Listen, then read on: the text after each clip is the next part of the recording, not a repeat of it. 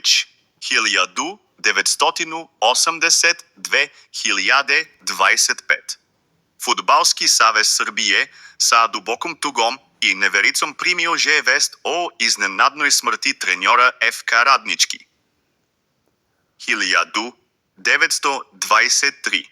Младена Жижовича који е преминуо у 45-тој години живота током утакмице Моцарт Бет Супер Лиге Србије измеѓу Младости и Радничког 1923 у Лучанима. Njegov прерани одлазак представја огроман губитак за читаву фудбалску заедницу. Фудбалски савез Србије изражава најдубле саучешće породици Жижович, члановима ФК Раднички 1923, као и свим пријателјшима и поштоваоцима njegovog лика и дела. Почивај у миру, младене.